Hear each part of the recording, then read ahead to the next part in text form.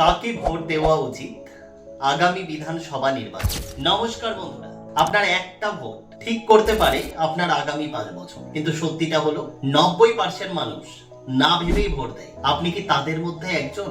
আমাদের একটা ভোট আমাদের ভবিষ্যতের গল্প লেখে, যা জানলে আপনি নিজেই ঠিক সিদ্ধান্ত নিতে পারবেন। কিন্তু আমরা কি ঠিক ভোট দিচ্ছি?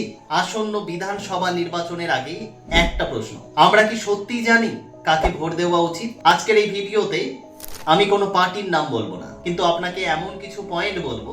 আমরা অনেক সময় কি করি জানেন? কেউ বলল, আমরা বিশ্বাস করলাম, সোশ্যাল মিডিয়ায় দেখলাম, সেটাই সত্যি ধরে নিলাম, বা আবেগে পড়ে ভোট দিয়ে দিলাম। কিন্তু একটা প্রশ্ন, যে সিদ্ধান্ত 5 বছরের জন্য, সেটা কি 5 মিনিটে নেওয়া উচিত?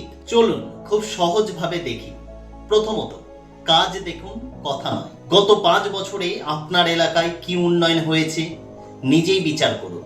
দ্বিতীয়ত, প্রার্থীর ব্যাকগ্রাউন্ড জানুন, সে কি শিক্ষিত, তার কি কোনো অপরাধমূলক রেকর্ড আছে? তৃতীয়ত, আপনার প্রয়োজন বুঝুন, আপনার এলাকায় কি দরকার, চাকরি, রাস্তা, হাসপাতাল।